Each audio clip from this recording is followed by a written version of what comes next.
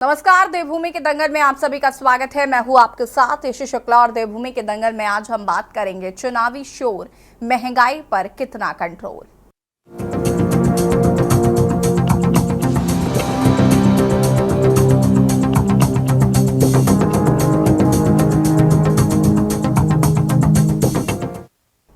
लोकसभा चुनाव की आचार संहिता लागू होने से ठीक पहले मोदी सरकार ने महंगाई के मोर्चे पर बड़ा फैसला लिया है। सरकार ने एक तरफ जहां रसोई गैस के दामों में 100 रुपए की कटौती की है, तो वहीं दूसरी ओर पेट्रोल और डीजल के दामों में भी कटौती की है। केंद्र के फैसले के बाद पेट्रोल और डीजल की कीमतों में 2 रुपए प्रति लीटर की कमी आई है। महंगाई के मोर्चे पर घिरी मोदी सरकार का ये मास्टर स्ट्रोक माना जा रहा है। चुनाव से ठीक पहले केंद्र के बाद भावी सरकार ने भी कर्मचारियों को अपने फैसले से खुश किया है। सरकार ने कर्मचारी, शिक्षक व पेंशनरों के लिए 4% महंगाई भत्ते का ऐलान कर दिया। इससे कर्मचारियों और अधिकारियों के वेतन में न्यूनतम 750 से लेकर 8,000 रुपए तक का इजाफा होगा। बता दें कि केंद्र व यूपी सरकार अपने कर्मचारियों को पहले ही लाभ दे चुकी है। इसके बाद से उत्तराखंड के कर्मचारी संगठन इस संबंध में दबाव बना रहे थे। चुनाव से ठीक पहले केंद्र और राज्य सरकार के इस फैसले की सत्ता पक्ष जमकर सराहना कर रहा है, जबकि विपक्ष सरकार के इस फैसले को ऊंट के मुंह में जीरे के समान बता रहा है। बता दें कि चुनाव के दौरान विपक्ष कर्मचारियों और महंगाई के मुद्दे पर सत्ता पक्ष को घेरने की रणनीति बना रहा है। सवाल यह है कि क्या भाजपा ने विपक्ष से महंगाई और कर्मचारियों का मुद्दा भी छीन लिया है? क्या भाजपा को चुनाव से ठीक पहले लिए गए इन फैसलों का फायदा मिलेगा? आज इसी मुद्दे पर चर्चा करेंगे। उससे पहले रिपोर्ट।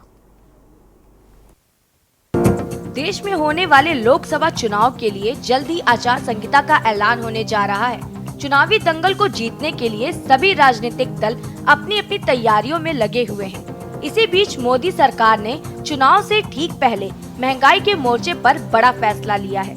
दरअसल सरकार ने एक तरफ जहां रसोई गैस के दामों में 100 रुपए की कटौती की है, तो वहीं दूसरी ओर पेट्रोल और डीजल के दामों में भी कटौती की है। केंद्र के फैसले के बाद पेट्रोल और डीजल की कीमतों में 2 रुपए प्रति लीटर की कमी आई है। महंगाई के मोर्चे पर घिरी मोदी सरकार ये मास्टर स्ट्रोक माना जा रहा है। वहीं तेल के दामों में आई कमी को लोगों ने नाकाफी बताते हुए सरकार से दामों में और अधिक कटौती की मांग की है।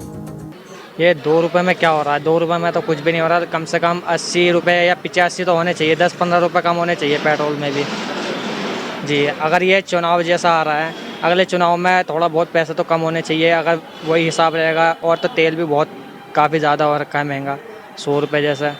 कम से कम 10-15 रुपये तो घटने चाहिए। हाँ, ये तो बड़ी खुशी की बात है। ये लोकसभा चुनाव जो भी आने वाले हैं, हमारे मोदी जी, नरेंद्र मोदी जी प्रधानमंत्री जो भी कर रहे हैं, बहुत ही सुंदर और अच्छा काम कर रहे हैं। और उन्होंने क्या है कि इतना काम किया, गरीबों को मकान दिए, घर घर में पानी पहुंचाया। और ये अब की बात जो है, डीजल के दाम भी 2 रुपए कम कर दिए। ये बड़ी खुशी की बात है। सर अभी देखिए, पेट्रोल डीजल पे कम हुआ है 2 रुपये। मैं ये कहना चाहता हूँ कि इलेक्शन के टाइम पर ही क्यों कम करते हैं ये, वो भी 2 रुपये। 2 रुपये से क्या होगा सर? पब्लिक को संतुष्टि मिल जाएगी? मेरे हिसाब से तो नहीं। कम से कम अगर कम करना ही है तो 15 से 20 रुपए कम करना चाहिए था। सबसे पहली बात तो ये है, ठीक है। लेकिन मेरा सबसे बड़ा सवाल ये है कि इलेक्शन के टाइम पर ही क्यों? आपको बता दें कि चुनाव में एक ओर जहां सत्ता पक्ष अपनी उपलब्धियों को जन जन तक पहुंचा रहा है, तो दूसरी ओर विपक्ष सत्ता पक्ष की नाकामियों को घर घर तक पहुंचा रहा है। हालांकि इस बीच मोदी सरकार ने दामों में कुछ कटौती जनता को थोड़ी राहत तो जरूर दी है। इसके साथ ही चुनाव से ठीक पहले केंद्र के बाद धामी सरकार ने भी कर्मचारियों को अपने फैसले से खुश किया है। दरअसल सरकार ने कर्मचारी, शिक्षक व पेंशनरों के लिए 4% महंगाई भत्ते का ऐलान किया है। इससे कर्मचारियों और अधिकारियों के वेतन में न्यूनतम 750 से लेकर 8,000 रुपए तक का इजाफा होगा। वहीं राज्य में अब इस मुद्दे पर सियासत गर्मा गई है। सत्ता पक्ष का कहना है कि विपक्ष के पास अब कोई मुद्दा नहीं बचा है, जबकि विपक्ष का कहना है कि चुनाव के समय थोड़ी राहत देकर सत्ता पक्ष इसे बड़ी उपलब्धि बता रहा है, जबकि जनता बेरोजगारी, महंगाई से परेशान है। पहली बात तो यह है कि भारतीय जनता पार्टी कर्मचारियों के साथ है और उनके जो भी इश्यूज रहते हैं उनको बहुत गंभीरता से एड्रेस करते हैं, उसके समाधान करने का प्रयास करती है। उसी क्रम में मैं इसको देख रहा हूँ कि जो हमारे कर्मचारी थे उनको महंगा भत्ता दिया गया है और उनके जो जो इश्यूज हैं उनको रिजॉल्व करने का हम लोग प्रयास कर रहे हैं। ये निश्चित रूप से चुनावी पुलाव है कि 5 साल आप जनता को महंगाई की चक्की में पीसते रहिए और उसके बाद ठीक एंड चुनाव से पहले आप इस तरह की 1-1, 2-2 रुपए की राहत दें। तो जनता को समझना होगा कि सबका साथ, सबका विकास और सबका विश्वास की बात करने वाली पार्टी ने किस तरह से आज प्रदेश के, देश के युवाओं को बेरोजगार छोड़ा हुआ है, किस तरह से महंगाई आसमान छू रही है, किस तरह से महिला अपराध बढ़ रहे हैं देश के अंदर, किस तरह से खाद्य पदार्थों के दाम बढ़े हुए हैं कि एक महिला की रसोई के बजट में एक कुठाराघात हुआ है। तो कहीं ना कहीं ये जनता को भी समझना होगा कि सत्तारूढ़ दल केवल चुनाव जीतने के लिए, वोट उगाही के लिए राहत पर राहत देने की अब कोशिश कर रहा है। एक बार आप सत्ता दे देंगे तो पुनः अगले 5 साल के लिए आप महंगाई की चक्की में पिसेंगे। कि लोकसभा चुनाव नजदीक देखिए, सरकार तमाम प्रकार के प्रलोभन देने का काम कर रही है, लेकिन कर्मचारियों की जो सबसे बड़ी मांग है वो ओपीएस की मांग कर रहे हैं और उसके लिए कई बार वो सड़क पे उतर के संघर्ष भी कर चुके हैं। दिल्ली तक जो है वो बड़ी रैली करके आ गए हैं और कर्मचारी लगातार जो है हर विभाग में उसकी कई मांगे हैं। हर विभाग के, चाहे वो जूनियर इंजीनियर हों, चाहे वो लिपिक सहायक हों या अन्य कर्मचारी हों, वो अपनी वेतन बढ़ोतरी के लिए, अपनी पदोन्नतियों के लिए, वेतन विसंगतियों के लिए लगातार सरकार के दरवाजे पर जो है, चौखट पर जो है अपनी मांगे रख रहे हैं। फिर भी सरकार उनसे कोई बातचीत नहीं करी, उनकी समस्याओं का समाधान नहीं कर रही है। और ये जो डीए बढ़ाने की बात है, ये तो केवल ऊँट के मुंह में जीरे जैसी बात है। कुल मिलाकर चुनाव से पहले मोदी और धामी सरकार ये फैसला मास्टर स्ट्रोक माना जा रहा है। ऐसे में सवाल ये है कि क्या भाजपा ने महंगाई के मोर्चे पर जंग जीत ली है? क्या भाजपा ने विपक्ष से महंगाई और कर्मचारियों का मुद्दा भी छीन लिया है? क्या भाजपा को चुनाव से ठीक पहले लिए गए इन फैसलों का फायदा मिलेगा या नहीं? Uttarakhand desk report.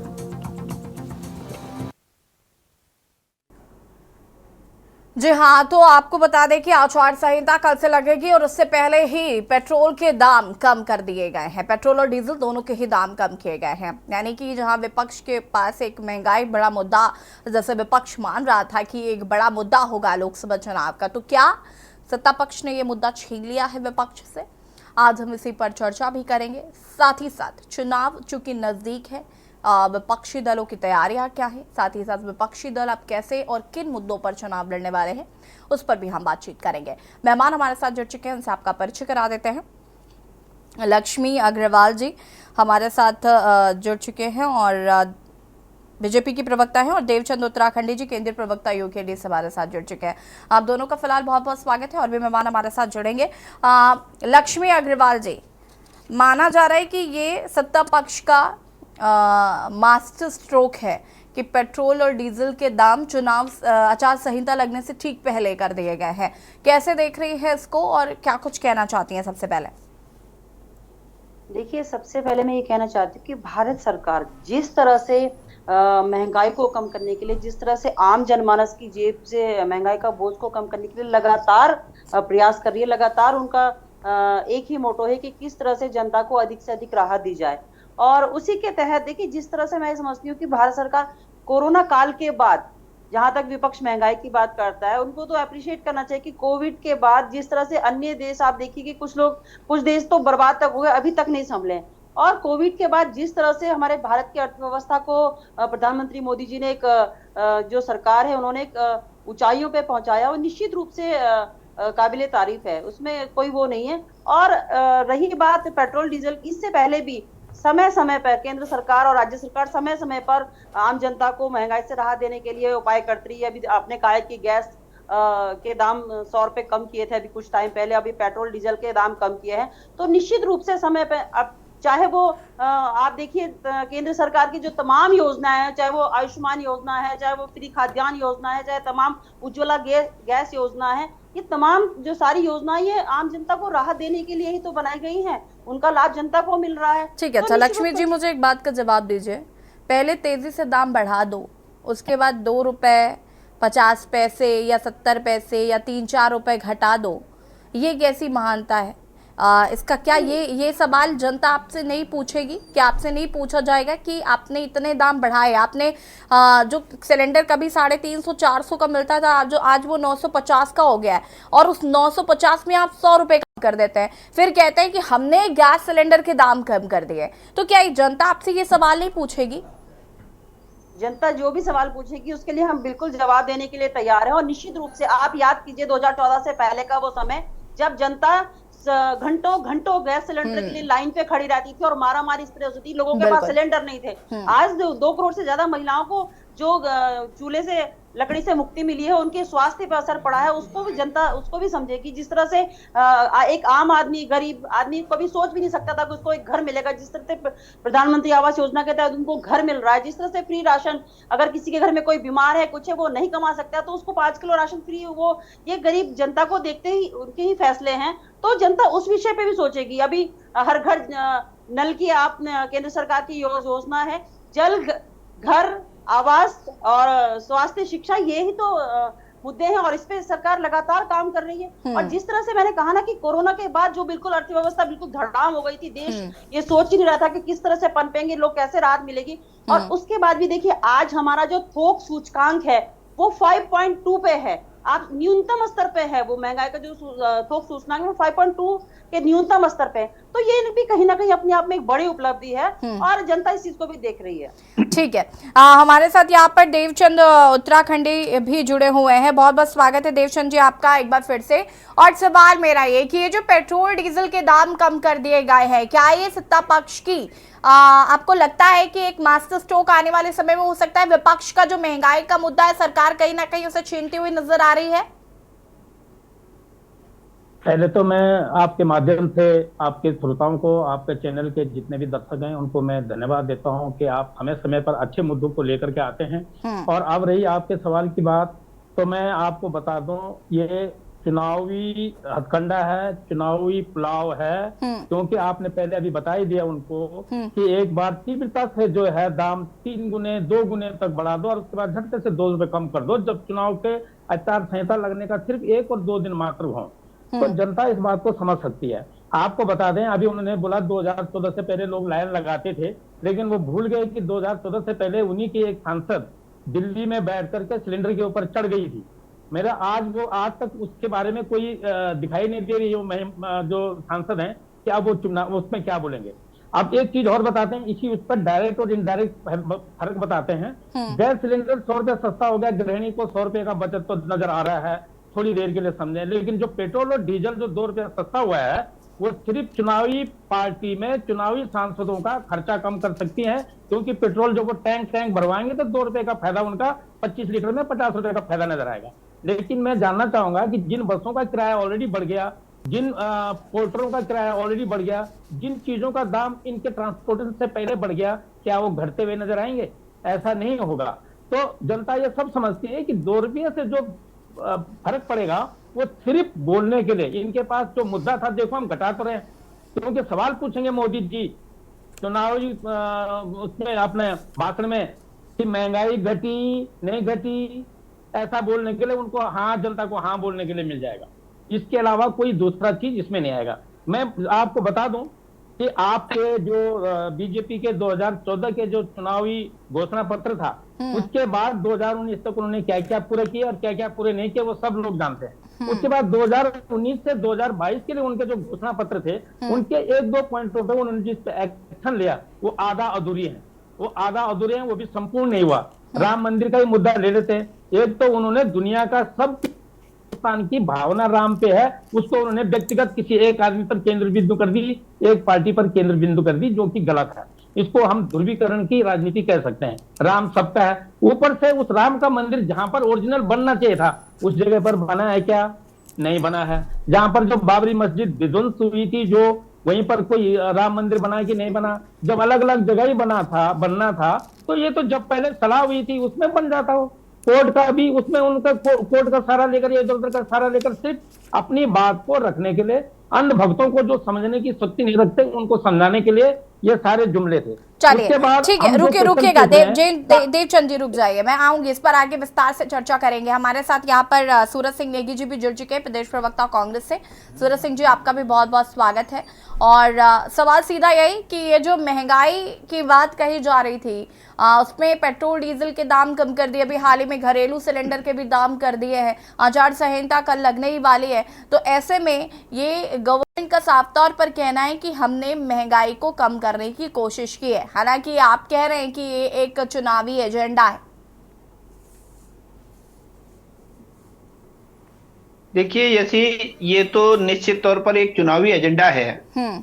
आपने पिछले 10 सालों से जनता की जेब काटने का काम किया है, जनता को लूटने का काम किया है, लूट खसोट की ये सरकार रही है। और अब जब चुनाव सिर पर हैं, तब इनको जो है सिलेंडर की याद आ रही है कि सिलेंडर के 100 रुपए कम, पेट्रोल डीजल के 1-2 रुपए कम कर दो। पिछले 10 सालों में, उससे पहले एक बाबा थे, देश में घूम घूम करके कहते थे कि तुमको 60 रुपए लीटर का पेट्रोल चाहिए कि 30 रुपए लीटर का पेट्रोल चाहिए। और जब 100 के पार पेट्रोल गया, तो वो बाबा जो है तब से आज तक कहीं मुझे टीवी चैनलों पे दिखाई नहीं दिए। वो 30 रुपए में जो पेट्रोल दे रहे थे, आज तक कहीं किसी भारतवासी को मिला नहीं। और ये इन सरकारों की जो कार्य प्रणाली है, भारतीय जनता पार्टी की सरकार की जो कार्य प्रणाली है, वो सरकार कहती है, राजस्थान में जाके कहती है हम आपको 450 रुपए का सिलेंडर देंगे। उत्तराखंड के में जब चुनाव हुए, तब कह रहे थे कि गरीबों को जो है 12 सिलेंडर देंगे। चुनाव हुए, वोट मिले, उसके बाद फिर मुकर गए, और तब कहते हैं कि 3 सिलेंडर मिलेंगे, फिर कहते हैं कि नहीं वो बीपीएल को मिलेंगे, उज्ज्वला वाले को मिलेंगे, बाकी लोगों को नहीं मिलेंगे। तो ये भारतीय जनता पार्टी है, केवल चुनाव जीतने के लिए जुमले फैलाती है, लोगों को भरगलाने का काम करती है। अब जनता के बीच में जाने का मौका आया है, जनता को कैसे फेस करेंगे, इसलिए इन्होंने जो है ये जुमलेबाजी फिर शुरू कर दी। और हमारी बहन लक्ष्मी जी बता रही थी कि 14 से पहले सिलेंडर नहीं मिलते थे, तो इनको जरा ये भी पता होना चाहिए कि एक जमाना था कि देश में सिलेंडर ही नहीं होता था, तो तब भी तो था।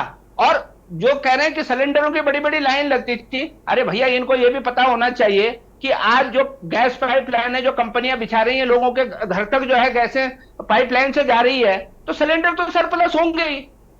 सिलेंडर का टोटा कहां से आ जाएगा? फिर वो जो सिलेंडर बचे हैं वो सरप्लस तो होंगे देश में।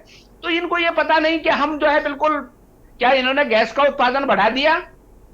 और जब ये राजस्थान में 450 की बात करते हैं, 450 का सिलेंडर, कांग्रेस ने कहा हम 500 का सिलेंडर देंगे, इन्होंने कहा हम 450 का देंगे। पूरे देश में जब ये राजस्थान में 450 का सिलेंडर दे सकते हैं, तो पूरे देश में क्यों नहीं दिया इन्होंने सिलेंडर? और मजेदार बात यह है कि राजस्थान का चुनाव निपटते ही, सरकार बनते ही वो पलट गए। तो ये इनकी बात है, और इस पर जनता इस समय भरोसा करने वाली नहीं है। दालों के दाम महंगे हैं, आटा महंगा है, चावल महंगा है, दुनिया भर के जो मसाले हैं, तमाम दालें हैं, वो सब महंगी हैं। तो लोगों को रोजगार नहीं है, ये भी तो देखिए ना। चलिए ठीक है, वापस आते हैं, वापस आएंगे सूरज सिंह जी, वापस आते हैं। उमर सिसोदिया जी, पूर्व प्रदेश उपाध्यक्ष आम आदमी पार्टी से हमारे साथ जुड़ चुके हैं। उमर जी, आपका भी बहुत बहुत स्वागत। शिव प्रसाद सेमवाल जी, अध्यक्ष आरआरपी, हमारे साथ जुड़ चुके हैं, आपका भी बहुत बहुत स्वागत है। उमर जी, कैसे देख रही है, 2-2 रुपए कम हो गए पेट्रोल डीजल में, और गैस सिलेंडर के दामों में भी 100 रुपए की कमी अभी हाल फिलहाल में देखी गई? बहुत बड़ी खुशखबरी है मैम। मुझे तो लगता है कि इस बात पे तो देश में उत्सव हो जाना चाहिए कि 2 रुपए कम हो गए सिलेंडर पे, और राम राज्य आ गया है। वाकई में बिल्कुल राम राज्य वाली स्थिति है। 2 रुपए कम हो जाना तो हमारे देश की इकोनॉमी पे और हमारे देश के गरीबों के लिए बहुत बहुत बेहतरीन सौगात मोदी सरकार लेकर आई है। इससे ज्यादा मैं कुछ नहीं कह सकती कि जिस तरीके से मजाक किया गया है लोगों के साथ, 2 रुपए कम कर देना, और चुनाव के समय जो हर बार होता है, ये पहली बार नहीं है कि ये पहली बार हो रहा है कि चुनाव आए और आपने चुनाव को देखते हुए आपने लोगों को रिबेट देने की कोशिश की, और चुनाव के बाद फिर वही यथास्थिति आप लोगों ने बना दी। पहली बार नहीं है, ये है। और अब तो जनता इसकी चीज को बहुत अच्छी तरह से समझती है कि क्योंकि चुनाव है, इसलिए जो भी रिबेट हमें मिल रही है, इन रिबेट को ले लिया जाए, क्योंकि चुनाव के बाद तो और बहुत ज्यादा स्थिति बदतर होने वाली है। चाहे वो हमारे किसानों को लेकर हो, चाहे वो हमारे दूसरे जो अभी हमारे पेंशन की हम लोग बात कर रहे थे, चाहे पुरानी पेंशन स्कीम को लेकर हो, स्थिति और ज्यादा बदतर होने वाली है। एक बात मैं बिल्कुल कहना चाहूंगी गरिमा जी कि जिस देश में 80 लाख लोग 5 किलो मंथली राशन के ऊपर डिपेंड हो, 1,40,42 लाख हमारी लगभग जनसंख्या है, और उसमें से 80 लाख लोगों को आपको अनम्यूट कीजिएगा उमा जी।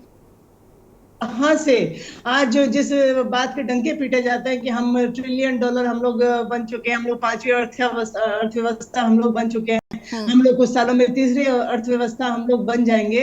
अगर हमारे देश के लोग आज भी इतने सरकार के ऊपर डिपेंडेंट हैं कि उनको सरकार को राशन देना पड़ रहा है, वो राशन खरीदने लायक स्थिति में भी नहीं है, इतनी गरीबी हमारे देश में है, तो ऐसे में हम लोग अपना कितना भी अपनी पीठ को थपथपाते रहे और कितना भी 2 रुपए कम करके हम अपने लोगों के मुंह पर एक तमाचा मार दे रहे हैं, देखिए आपके औकात यही है, 2 रुपए आप पे कम कर दीजिए, अब आपको वोट दे देना हम लोगों को आकर, और हम अगली बार फिर जीतेंगे, उसके बाद हम आपके ऊपर जो टैक्सेस बढ़ाएंगे, जो कुछ भी हम करेंगे, क्योंकि देखिए पैसा अडानी अंबानी का लगा हुआ है, उनको आपको कमा कर देना है, जनता आपके लिए प्रायोरिटी नहीं है, ये जनता बिल्कुल प्रायोरिटी नहीं है। तो ऐसे में हम फिर भी जनता को हम लोग बधाई देना चाहिए, चलिए भाई 2 रुपए कम हो गए, 1 महीने 2 रुपए कम का आप लोग स्वाद चख लीजिए, उसके बाद तो मोदी सरकार जब आएगी दोबारा से, उसके बाद आपको क्या क्या स्वाद चखाएगी वो तो सबको मालूम है। और मैं फिर एक बात और कहना चाहूंगी, जिस तरीके से सरकार ने एक बार अपने आप को गरीबों की हितैषी सरकार बोलती है, और उमा जी लेकिन आपको लगता है ना ऐसा, क्योंकि आपने ये बात 2-3 बार कह दी अभी तक कि मोदी सरकार आएगी तो फिर पता चलेगा ही, तो यानी आप ये मान रही है कि ये 2 रुपए कम करने से मोदी सरकार आएगी? 2 रुपए कम, देखिए 2 रुपए कम करके जनता को बरगलाने का जो प्रयास है, जनता को ये कहने का जो प्रयास है कि देखो हमारे हाथ में इतनी पावर है कि हम चाहें तो इसको कम कर सकते हैं, ये चुनावी जुमला है, सिर्फ चुनावी जुमला कि हमने 2 रुपए कम कर दिए, हम आएंगे तो हम आपके लिए और पता नहीं क्या क्या कम कर देंगे। ये चुनावी एक प्रयास होता है चुनाव के टाइम, खासतौर पर बीजेपी का। 15 लाख आपके अकाउंटों में आएंगे। मुझे आज भी वो इंसिडेंट याद है कि जब 15 लाख की बात चली थी, मोदी सरकार जीती और सबके जनधन खाते खुले, तो हमारे यहाँ जो घरेलू सहायक जो काम करते हैं वो लोग इतने खुश थे कि दीदी ये जो खाते खुल रहे हैं इसलिए खुल रहे हैं, हमारे 15 लाख रुपए आने वाले हैं। उनकी आंखों की जो चमक थी उस समय, मैं हैरान थे कि वाकई में लोगों ने कितना भरोसा किया था मोदी जी के ऊपर कि जनधन के खातों में हमारे 15 लाख आएंगे, इसलिए खाते सरकार खुलवा रही है, आप वैसे ही बोल रहे हो, देखना 15 लाख आने वाले हैं। वो जो जनता के साथ जो छल था वही, लेकिन आज जनता ये समझती है कि चुनाव है भाई, 2-4 रुपए कम हो रहे हैं, ठीक है, चुनाव के बाद जब किसकी मतलब जब नई सरकार आएगी, अगर मोदी जी की सरकार आती है तो मोदी जी जो 2 रुपए कम किए ना अडानी अंबानी जी को कमा के देने, तो इन 2 की जगह फिर कम से कम 2000 रुपए का सिलेंडर पड़ने वाला है। ये जनता आज अच्छी तरह से समझती है। ठीक है, शिव प्रसाद सेमवाल जी फिलहाल हमारे साथ नहीं है। सूरज सिंह नेगी जी, कांग्रेस को एक और बड़ा झटका लग चुका है और माना जा रहा है कि केंद्रीय नेतृत्व की वजह से और जो फैसले लिए जा रहे हैं उसकी नाराजगी जो है वो कांग्रेसियों में देखने को मिल रही है, जिसकी वजह से एक एक कर भाजपा का दामन थाम रहे हैं आपके पार्टी के लोग। नहीं देखिए यशी जी, ये चुनावी दौर है और चुनावी दौर में आना जाना लगा रह रहा है। अब तो समय ही ऐसा आ गया कि लोगों की जो है प्रवृत्ति ऐसी हो गई कि सुबह कांग्रेस के साथ ये बात पहले भी मैं कह चुकी हूँ कि आपके साथ कांग्रेस के साथ अभी ये दिक्कत है ना कि आना नहीं लगा है, सिर्फ जाना ही जाना लगा है और ये परेशानी आपके लिए खड़ी करेगा। और मैं ये जानना चाहती हूँ, मैं सीरियसली ये बात जानना चाहती हूँ कि केंद्रीय नेतृत्व इस पर किस तरीके से काम कर रहा है, क्योंकि जिस तरीके से जो आपकी क्योंकि अभी हाल ही में खबर आई कि जो दावेदारी ठोक रहे थे वही लोग अब पार्टी छोड़ कर जा रहे हैं। देखिए यशी जी, ये तो कोई बात नहीं हुई कि मैं दावेदारी करूं और मुझे टिकट न मिले तो मैं पार्टी छोड़ दूं, मैं पार्टी से नाराज हो जाऊं। अरे अगर दूसरे को मिलने पे तुम नाराज हो सकते हो तो तुम्हें मिलने पे दूसरा भी तो नाराज हो सकता है। और ऐसा नहीं है, आप देखिए हरियाणा में जो भाजपा के सांसद हैं, वर्तमान सांसद, उन्होंने कांग्रेस ज्वाइन की है। राजस्थान में जो है कांग्रेस के भाजपा के वर्तमान सांसद जो है कांग्रेस ज्वाइन की है। नहीं मैं उत्तराखंड की अगर बेसिकली ज्यादा बात हो गया राजनीति का कि इसमें कुछ कहा नहीं जा सकता कि कौन इधर आ रहा है कौन उधर जा रहा है, कुछ लोग इधर आ रहे हैं कुछ उधर जा रहे हैं। तो अब भारतीय जनता पार्टी का हाल ये है कि उनके पास कार्यकर्ताओं की कमी हो गई है और उनको आयात करने पड़ रहे हैं लोग, तो इसलिए जो है इस पर कोई विशेष टिप्पणी करना मैं समझता हूं कि उचित नहीं है। ये इन्होंने एक फैशन सा बना दिया है भारतीय जनता पार्टी ने कि कांग्रेस को लोगों को शामिल कराओ। तो ये निश्चित तौर पर एक दिन जो है विस्फोट होगा भाजपा में और भाजपा जो है कहीं न रहेगी, न घर की न घाट की। लक्ष्मी अग्रवाल जी।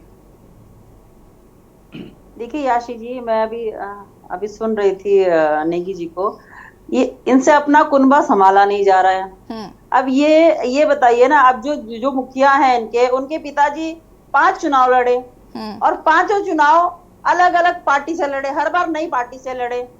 तो ये अगर कहें कि हाँ कांग्रेस को, ये कहना, देखिए इनको जब तक अपने हमें इनके घर में क्या हो रहा है हमें इससे कोई मतलब नहीं है कि क्या होगा, लेकिन कांग्रेस वाकई में कार्यकर्ता ही चुनाव लड़वाता है, कार्यकर्ता ही कांग्रेस में नहीं बचेंगे। हर नेता और हर कार्यकर्ता तो ये सिर्फ इसलिए है कि आज जो ये 10 साल का भ्रष्टाचार मुक्त शासन केंद्र सरकार माननीय मोदी जी के नेतृत्व में जो हुआ है, जो उनकी जनता के हित में जो नीतियां हैं, उनसे हंसने की बात नहीं है जी, उनसे प्रभावित होकर आम जनमानस जी, आप ये बता दो कृपया करके कि भ्रष्टाचार जो है चरम पर है। नहीं, भ्रष्टाचार चरम पर है। मैं आपके बात पे नहीं बोली, आप प्लीज मुझे बोलने दीजिए, लेट मी कंप्लीट। मैंने कहा ना कि परिवारवाद इतना हावी है, अब तो हरिद्वार का भी, मैंने कहा ना कि मुख्य पिताजी कहते हैं मुझे टिकट दे दो, यहाँ से मेरे बेटे को टिकट दे दो, वहां से मेरी बेटी को दे दो, यहाँ से मेरी भतीजी को दे दो, यहाँ से मेरे साले को दे दो। तो ये जब तक पार्टी कार्यकर्ताओं से बनती है, कार्यकर्ता को सम्मान नहीं देंगे, कार्यकर्ताओं को पूछेंगे नहीं, कार्यकर्ताओं कोई पिथौरागढ़ से अगर देहरादून चला रहा है उसकी समस्या। लक्ष्मी अग्रवाल जी, अभी आपने एक बात बोली, भ्रष्टाचार मुक्त भारत बनाना चाहते हैं, कांग्रेसियों को भ्रष्टाचारी कहते हैं आप, और आधे से ज्यादा कांग्रेसी आप ला चुके हैं अपने पार्टी में। तो अभी भ्रष्टाचार मुक्त कराने के लिए बीजेपी में इस तरीके से कांग्रेस युक्त कर देना, उसे कितना जायज मान रही? नहीं, याशी जी ये बताइए कि किस भाजपा के, कांग्रेस के किस नेता पे भ्रष्टाचार के आरोप जो भाजपा में आया है? और आप मुझे बताइए, कांग्रेस से ये दल बदलने वाली बात करती है, कांग्रेस में जो भाजपा से आए लोग हैं, कांग्रेस में उनको सर्वे सर्वा, उनको नेता प्रतिपक्ष बनाया जाता है, उनको वरिष्ठ नेता बनाया जाता है, और कौन नहीं है आपके इस कौन नेता दल बदल के नहीं आया? आप मुझे बताइए, आप नवप्रभात जी से लेके, आप वीरेंद्र नेगी जी से लेके, आप भंडारी जी से लेके, कौन ऐसा नेता है जो कांग्रेस में दल बदल के नहीं आया? अगर आज आपके दल को छोड़ के केंद्र सरकार की नीतियों को लेके अगर लोग भाजपा में शामिल हो, तो आपको पीड़ा किस बात की हो रही है? आपको तो ये देखना चाहिए कि हमारे घर में कहाँ वो छेद है, वो छेद कहाँ है, आप उसको संभालिए, अपने घर को कोने को बिखरने से संभालिए। उमा जी। हाँ यशी जी, शायद लक्ष्मी दीदी को पता नहीं है कि इस समय हमारे देश में सिर्फ एक ही वॉशिंग मशीन है, उसका नाम है बीजेपी। एक गाना भी आज सुबह किसी ने मेरे को भेज दिया कि वॉशिंग मशीन, निर्मा की जो एक टैगलाइन हुआ करती थी, उसके ऊपर एक बड़ा बेहतरीन सा गाना भी बना हुआ कि वॉशिंग की। तो ये जो सबसे बड़ा जो उदाहरण है, दीदी बोल रही है कि हमारे यहाँ कोई भ्रष्टाचारी नहीं आया। अरे सब, आप असम के मुख्यमंत्री जी को ले लीजिए, 2014 से पहले चिटफंड घोटाला, जो शारदा चिटफंड घोटाला, वो सबसे बड़े कल्प्रिट थे। वहां पर असम से वो चिटफंड घोटाले से बाहर हो गए, वो असम के आज मुख्यमंत्री भी बन गए। महाराष्ट्र में अगर आप अजित पवार जी को देखें, और बहुत सारे तमाम इतना उदाहरण है कि अगर हम एक एक करके गिनाने बैठ जाएंगे तो कई घंटे इसमें कम पड़ जाएंगे। तो ये कहना कि हम भ्रष्टाचार मुक्त हो रहे हैं, ये सिर्फ एक जुमला है। सारे भ्रष्टाचारियों को आपने अपनी पार्टी में ले लिया, छाया में ले लिया, और वो उसी दिन क्लीन हो जाते हैं। अगर आज आम आदमी पार्टी के जितने नेता जेल में पड़े हैं, वो जेल से ये कह देना कि हाँ जी हम बीजेपी में ज्वाइन कर रहे हैं, आप सुबह तक देख लेना उनकी जमानत खत्म और वो अपने घर में बड़े आराम से।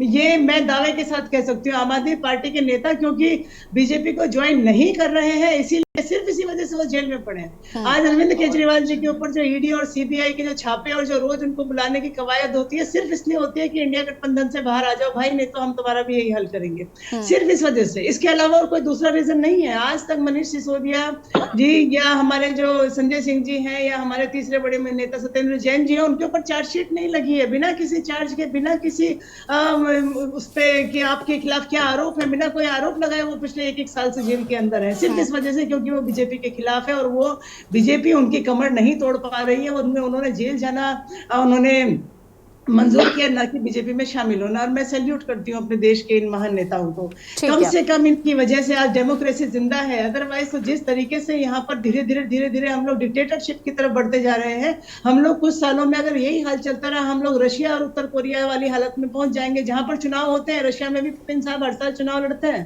उनकी पार्टी हमेशा चुनाव लड़ती है, लेकिन जनता को पता होता है कि आपको वोट किसको देना है। अगर इसको वोट नहीं दिया, अगर ये नहीं जीता, फिर आप लोग देख लेना। वहां भी चुनाव होता है, चुनाव के नाम पर हमें पता है उत्तर कोरिया में भी चुनाव होते हैं, वहां पर भी होते हैं, लेकिन हर बार एक ही व्यक्ति जीत जाता है, इतने सालों से वही जीतता है। जिस तरीके से डेमोक्रेसी का गला घोट कर आप लोग इस समय देश में वॉशिंग पाउडर बनाए हुए हैं, वॉशिंग मशीन बनाए हुए हैं, वो हमारे देश के लोकतंत्र के लिए बहुत बड़ा खतरा है। या तो आप कैसे भी करके आप जीतिए, अगर आप जीतेंगे तो आप लोगों ने जो चंडीगढ़ के मेयर चुनाव में जो धांधली करी है, जो सामने सामने आपने बैठकर डेमोक्रेसी का गला घोटा है, आप उस तरीके से जीतेंगे। मतलब जीतना है चाहे कैसे भी करो, किसी भी बड़े से बड़े भ्रष्टाचारी को आप अपनी पार्टी में ले आइए, उसको बड़े से बड़ा पद दे दीजिए, उसके बाद उसको वहां का मुख्यमंत्री बना दीजिए, कुछ भी बना दीजिए, उस समय वो सब कुछ ठीक हो जाता है, क्योंकि वो एक ठीक है। उमा जी वापस आते हैं। शिव प्रसाद सेमवाल जी अपनी प्रतिक्रिया दीजिए। महंगाई का कंट्रोल की बात कही जा रही है, गैस सिलेंडर के दाम कम कर दिए गए, पेट्रोल डीजल के दाम कम कर दिए गए हैं। ये जाहिर सी बात है कि सभी समझ रहे हैं, और आपके चैनल पे भी आप भी खुद इस बात को बोल रही हैं, और हमारे जितने तमाम विद्वान पैनलिस्ट हैं वो सभी इस बात को समझ रहे हैं, बोल रहे हैं कि भाई ये केवल लोकसभा चुनाव से पहले बीजेपी का शगुफा है और कुछ नहीं है। लोकसभा चुनाव के बाद फिर से वही हाल हो जाएंगे। महंगाई को लेकर के, महंगाई इतना बड़ा इशू नहीं है जितना बड़ा इशू आज की डेट में आप जिस पैटर्न पे बात कर रही हैं कि आईटी, एसआईटी, ईडी, सीबीआई से जिस तरीके से लोगों को जबरन डरा धमका करके उनसे एक तो उगाही की जा रही है, दूसरा नेताओं को तो भाजपा में शामिल किया ही जा रहा है, और जो कंपनी वाले हैं उनसे उगाही की जा रही है। जिस तरीके से आपने इलेक्टोरल बॉन्ड को लेकर के देखा, या पीएम केयर फंड की भी अगर जांच हो जाए, अभी जो इन्होंने पैरेलल प्रधानमंत्री राहत कोष को पैरेलल बनाया था, उसकी भी जांच हो जाए, अगर सुप्रीम कोर्ट करा दे तो उसमें भी यही सब निकल के आएगा। इन दोनों पैटर्न पे अगर हम देखें तो भाजपा के जितने भी मतलब उनके सामने चुनौती वाले जितने भी कांग्रेस के और दूसरी पार्टियों के नेता हैं, उन पर जबरन ईडी लगा करके, जबरन उन पे सीबीआई जांच बिठा करके उनको बीजेपी ज्वाइन करवाई जा रही है, जो भी जहां भी खतरा बन रहे हैं। अभी उत्तरकाशी में एक बेचारे बच्चे कुछ विजयपाल सजवान थे, लंबे समय से पूर्व विधायक रहे हैं, उनको कल ये भाजपा में शामिल करवा रहे हैं। तो जहां भी जिनको भी लगता है कि भाई ये खतरा बन सकते हैं, जीत के राह में रोड़ा बन सकते हैं, उन सबको ज्वाइन कराया जा रहा है। और जो बिल्कुल जो जनता है, मतलब आप लगा सकते हो कि 80 करोड़ जनता जो खुद, जिसको प्रधानमंत्री जी और पूरी भाजपा सरकार दावा ठोकती है कि साहब इतने 80 करोड़ लोगों को हम लोग फ्री राशन बांट रहे हैं, तो जाहिर सी बात है कि भाई 80 करोड़ लोग अगर इस तरीके से गरीबी के मुआने पे 125 करोड़ की आबादी में अगर 80 करोड़ लोग इस तरीके से हैं कि उनको मोदी सरकार फ्री में राशन देना पड़ रहा है और उनको आगे भी ये राशन की जारी रहेगी, तो आप देख सकते हो कि देश केवल अडानी, अंबानी और जो इलेक्ट्रल बॉन्ड वाले जो ये तमाम कंपनीज हैं, इनके हाथों बिक चुका है। यहाँ पे भी उत्तराखंड में आप चाहे तो नवयुग कंस्ट्रक्शन कंपनी ले लो, जिन्होंने 55 करोड़ रुपए अभी इलेक्ट्रल, कुछ नहीं बिगड़ा, उन्होंने कोई पास टनल नहीं बनाई, तब भी उनके खिलाफ कोई कार्रवाई नहीं हुई। तो आप समझ सकते हो कि महंगाई का जो मुद्दा है कि चुनाव से कुछ दिन पहले आप पेट्रोल डीजल थोड़ा सस्ता कर दो या सिलेंडर 100 रुपए सस्ता कर दो, ये तो उस आबादी को लुभाने के लिए है कि जिसको ऑलरेडी फ्री में राशन दे रही है बीजेपी गवर्नमेंट। बड़ा मुद्दा ये है कि जो देश के मिडिल क्लास लोग हैं और जो कुछ सोचने समझने की सब उसमें रहते हैं, और जो समाज के ओपिनियन मेकर हैं, जिनको कह दीजिए कि वो मेन स्ट्रीम सोसाइटी में लोग रहते हैं, जिनका ओपिनियन काउंट करता है, उन लोगों को इस तरीके से मतलब जबरन या तो भाजपा में शामिल करा दिया जा रहा है या फिर चुप करा दिया जा रहा है, तमाम तरीके के मुकदमे डाल दिए जा रहे हैं। अभी लेटेस्ट 2 पत्रकार लोगों को जिस तरीके से अभी जेल में डाला गया, अभी कुछ दिन मतलब कल परसों में जमानत पे छूट के आए हैं। तो समाज के हर तबके में भय, उस तबके में भय है जो समाज में कुछ बात कहने की स्थिति में है, चाहे वो मीडिया वाले हों, चाहे वो विपक्षी दलों की पार्टी के लोग हों, चाहे कोई भी हो। और जो एक बार इनकी वॉशिंग मशीन में शामिल हो जा रहा है, उसमें धुल के आ जा रहा है, फिर उसकी कोई जांच ही नहीं। 32 नेता अभी राजस्थान के जो है कुछ दिन पहले ईडी की रेड के बाद जो है भाजपा में शामिल हुए हैं। यहाँ पे तमाम तरीके से जिस तरीके से मतलब आए दिन वो चली आ रही है कि रोज ही आए दिन कोई ना कोई भाजपा का, कांग्रेस का बड़ा नेता भाजपा में शामिल हो रहा है, तो ये सीधे डराना ही तो है। और मैम कह रही है कि भाई कौन शामिल हुआ। अभी कुछ दिन पहले अमित शाह का इंटरव्यू सुन लीजिए कि कांग्रेस के जब एक बड़े नेता भाजपा में शामिल हुए और जब उनसे पूछा कि भाई ईडी ने इन पे रेड मारी थी ये सब ये भ्रष्टाचार में पकड़े गए थे, अब आपका क्या कहना है? तो अमित शाह ने साफ बोल दिया कि मुझे उस पर कोई बात नहीं करनी। तो इसीलिए तो ये लोग मतलब बहस से या बातचीत से, मीडिया से दूर रहते हैं। वापस आते हैं इस पर, आगे उनसे जवाब लेते हैं हम यहाँ पर। और देवचंद जी हमारे साथ जुड़े हुए हैं। देवचंद जी, क्या कुछ कहना चाहते हैं इस पर? ईडी सीबीआई की बात अभी यहाँ पर शिव प्रसाद सेमवाल जी ने भी कही, और जिस तरीके से कांग्रेस में बहुत सारे लोग हैं जो पार्टी छोड़कर जा रहे हैं, साथ ही साथ लोकसभा चुनाव को लेकर यूकेडी का भी क्या रुख है? मैडम, आपको सबसे पहले तो ये बता दें कि अभी जो सेमवाल जी ने बताया, काफी बातें वो हमारी मिलती जुलती हैं, बाकी और लोगों की भी होंगी, और जो यहाँ पर उमा मैम बैठे हैं उनका भी होगा। लेकिन मैं सबसे पहले उमा मैम को एक चीज बता दूं कि अपना डाटा सही कर दें। उन्होंने 80 लाख लोगों को बोला, जबकि अभी सेमवाल जी ने 80 करोड़ की बात करी। 80 करोड़ सही है, वो 80 लाख वाला को अमेंडमेंट कर दो, नहीं तो रिपीट जब आएगा तो सुन लेंगे। अब मैं बात कर रहा था कि पहले भी मेरी बात आधे में कट गई। मैं आपसे निवेदन ये चाहूंगा कि जब भी वक्ताओं को टाइम मिले, एक निश्चित टाइम मिले, कोई बड़ी हिस्ट्री और उन्हें निश्चित टाइम पर अपनी बात बताएं। सारी बातें इससे पहले हो गई कि जो चुनाव के जो हथकंडे, चुनाव जो पुलाव बनाती बीजेपी, उसी के हिसाब से ये जो काम हुआ है, रेट बढ़ने का, वो हुआ है। लेकिन अब जब आप सवाल पूछ रहे हैं कि ये दल बदल क्यों हो रहा है, तो मैंने इससे पहले भी एक निवेदन किया था कि आपके माध्यम से ये संदेश जाए कि चलो अभी जो बदली कर रहा है तो कर रहा है, कम से कम वो जनता का, उस वोटर का सम्मान तो रखता है। जब वोट देने के बाद वो कांग्रेस या अन्य पार्टी में आकर उसको तोड़कर पैसे में खरीद कर बीजेपी ले जाती है, तो वो बीजेपी नहीं बल्कि वो नेता उस वोटर का, अपने उस क्षेत्र का, उन जनता का अपमान करता है। क्योंकि हमने उसको कांग्रेस के लिए भेजा था, या हमने उसको यूकेडी के लिए भेजा था, हमने उसको आपके लिए भेजा था, और वो जाकर के बीजेपी की झोली में चला जाता है, सिर्फ इसलिए कि वहां से वो खरीदारी करता है। और खरीदारी तो जब भ्रष्ट है, वो खरीदारी करता है तभी तो वहां जाता है। अभी जो यहाँ पर अग्रवाल में बोल रहे थे कि हम तो ऐसा नहीं, भ्रष्ट नहीं है। भ्रष्टाचार में मैं स्पष्ट कह दूं कि जितना आरोप बीजेपी कांग्रेस पर लगाती है, उससे कहीं ज्यादा आरोप बीजेपी में है। नहीं तो आप यूट्यूब और व्हाट्सएप ग्रुप ढूंढ कर देख लो कि आपके कितने भ्रष्टाचार में आप लोग लिप्त हैं। भ्रष्टाचार वो भी भ्रष्टाचार ही है कि आप जो है चुनाव को खरीद दे, चुनाव ईवीएम मशीन को भी हैक कर देते हैं, आप चुनाव अधिकारी को खरीद देते हैं। आप एक भ्रष्टाचार नहीं है। मेरा वक्तव्य पूरा होने दे। मैं बता, बीच में मैं एक डिसिप्लिन आदमी हूँ और सेना की लंबी सर्विस करने के बाद आया हूँ। अगर मेरी कोई गलती बात होगी तो आप बाद में मेरे से उसी चीज का जवाब दीजिए। मैं अभी जैसे मैंने उमा मैम को बता दिया, सेमवाल जी को बता दिया, और अपने कांग्रेस के प्रवक्ता, कांग्रेस के नेता लोगों को बता, ऐसा बता सकते हैं। लेकिन बात पूरी सुन ली।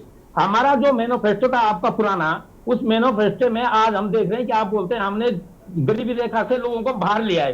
तो ये 80 करोड़ कहां से आ गए, ये अंदर गए या बाहर आए, आप इसका स्पष्टीकरण दें। दूसरी बात, आप गैस की बात करते हैं। गैस में आपने जो अभी साहब कांग्रेस की साहब बोल रहे थे कि कुछ जमाना ये भी तो था कि जब गैस ही नहीं थी, धीरे धीरे गैस बननी शुरू हुई, लाइन बननी शुरू हुई, और अब ये टाइम आ गया कि अब लाइन बनने की जरूरत नहीं। लेकिन इसमें ये तो नहीं बोला गया कि महंगाई आपको 450 सीधा 1100 कर दो, और उसके बाद धीरे से बढ़ाकर चुनाव के टाइम आएगा थोड़ा घटा दो और फिर बढ़ा दो। तो ये चुनावी जुमले मत करो, चुनाव के टाइम से झूठ बोलना बंद करो, मैनिफेस्टो पर अपना काम करो। और हमारे जो स्थानीय मुद्दे हैं उत्तराखंड के, हम उन मुद्दों पर ही आएंगे कि हमारे में आप लोगों ने जो हमारे पहाड़ के लोग हैं, पहाड़ के लिए स्वास्थ्य सेवाएं बिल्कुल चरमरा गई है। शिक्षा हमारे यहाँ आपने बिल्कुल नहीं है, शिक्षा का स्कूल जो छोटी छोटी स्कूलें थे वो बंद होने के कगार पे हैं। आपकी सुविधाओं की वजह से ये प्रॉब्लम आ रही है। और दूसरी बात, आपने एक चीज और बोला था कि हम 8 अप्रैल 2019 का मैनिफेस्टो में कि हम 1.5 लाख वेलनेस सेंटर बनाएंगे। लेकिन आज हम पहाड़ों में जाते हैं, पहाड़ों में देख के आते हैं, जो वेलनेस सेंटर है वहां कोई नहीं है, ताला लगा हुआ है। क्यों? क्योंकि वो आपकी नाकामी है। तो इन्हीं बहुत सारी नाकामियों के साथ हम भू कानून, मूल निवास, उत्तराखंड राजधानी और ये जो बेसिक राष्ट्रीय स्तर के जो मुद्दे हैं और जो आपके जुमले हैं उनको लेकर चलेंगे। दूसरी बात, एक तरफ काला धन की आपने बात की थी। ठीक। देवचंद जी वापस आएंगे आपके पास। और मेरी बात अभी लगी थी मैम, थोड़ा पूरी नहीं हुई थी। देवचंद जी प्लीज माफ करेगा, और लोगों को भी वक्त देना है। आती हूँ मैं। चलो ठीक। लक्ष्मी अग्रवाल जी। याशी जी, मैं अभी सभी प्रवक्ताओं को सुन रही थी, तो सब यही कह रहे थे चुनावी जुमला है। मुझे ये नहीं समझ में आता, अभी ये जो 2 रुपए कम हुए उसमें विपक्ष के नेता कह रहे हैं कि ये तो हमारे जो नेता है कांग्रेस के, अभी मैं एक नेता का बयान देख रही थी शीश नेत्र का, ये उसका श्रेय भी अपने नेता को दे रहे हैं कांग्रेस के लोग कि उन्होंने यात्रा करी तो अब ये 2 रुपए कम हो गए। तो हर चीज को राजनीतिक चश्मे से देखना विपक्ष को बंद करना होगा। अभी जब यूसीसी लागू हुआ तब इन्होंने कहा चुनाव आ रहे हैं इसलिए इन्होंने कर दिया। अभी सीएए हुआ उसके लिए बोल दिया, अभी राम मंदिर बनाया उसके लिए बोल दिया। अभी जब धारा 370 हटाई थी उसके लिए बोल रही चुनावी। तो हर चीज को चुनाव से जोड़ना, ये विपक्ष के पास असल में मुद्दों की बहुत कमी हो गई है, वो मुद्दा विहीन हो गए हैं। लक्ष्मी जी क्या करें, टाइमिंग इतनी सटीक चुनी आपने। अब 2024 में राम मंदिर जो आकी आधा अधूरा भी जैसा विपक्ष आरोप लगा रहा है बनकर तैयार हुआ, आपने उसका उद्घाटन कर दिया। उसके बाद यूसीसी जो कि उत्तराखंड में नीडेड भी, एक सेकेंड रुके लक्ष्मी अग्रवाल जी, जो उत्तराखंड में नीड इतनी थी नहीं, भू कानून जिसकी जरूरत ज्यादा है, आपने यूसीसी लाकर दे दिया।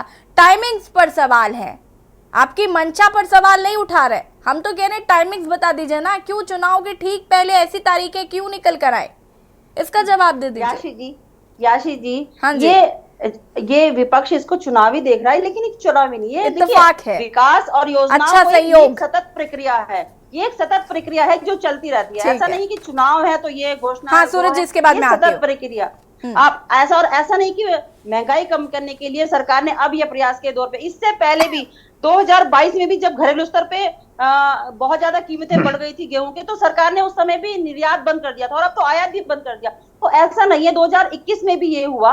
तो समय समय पे जब भी सरकार को लगता है, तो ऐसा नहीं है, प्रयास सरकार बराबर उसके लिए करती है। हर चीज को, मैंने कहा ना कि हर चीज को राजनीतिक उससे देखना नहीं, जो अगर सरकार कहीं पे अच्छा काम करती है तो उसको अप्रिशिएट भी करना चाहिए। हर चीज को एक चीज से देखना नहीं चाहिए। 2023 बताएंगे राजनीतिक फायदा तो आपको ही होगा, अगर होगा तो अगर आपको राजनीतिक फायदा होगा तो विपक्ष उसको राजनीतिक चश्मे से क्यों ना देखे, इसका रीजन दे सकते हैं आप। जो सत्ता में, जो भी दल सत्ता में बैठता है, उसका सबसे पहले ध्येय होता है कि जो जनता को राहत देने के लिए, वो चाहे हर चीज में, चाहे वो महंगाई से हो, चाहे वो हर उसमें राहत देने के लिए हर सरकार काम करती है, और यही केंद्र और राज्य सरकार भी काम कर रही है। तो ऐसा नहीं है, तो उसको ये कहना कि चुनाव के ऐन वक्त पे किया है, बिल्कुल ये सरासर गलत है। मैंने कहा ना कि कोविड के बाद जिस तरह से सूरज सिंह नेगी जी जवाब देंगे। सूरज सिंह नेगी जी, देखिए यशी जी, ये पेट्रोल और डीजल के बारे में बात कर रही है। मैं एक बात इनके संज्ञान में लाना चाहूंगा जी, कि जब रूस का युद्ध चल रहा था तो रूस का तेल कोई खरीद नहीं रहा था, और भारतीय जनता पार्टी की केंद्र सरकार ने बड़े दावे किए थे कि हमने जो है रूस से जो है, हम अमेरिका के दबाव के बाद भी तेल खरीद रहे हैं। पर मैं इनसे जानना चाहता हूं, क्या 1 रुपए का फायदा किसी देशवासी को हुआ? अगर रूस से तेल आपने खरीदा तो उसका वो अडानी और अंबानी के माध्यम से आपने खरीदा, और जो मुद्रा गई वो जो है चाइना की मुद्रा में खरीदा, तो लाभ हुआ तो केवल जो है अडानी अंबानी को हुआ या चाइना को हुआ?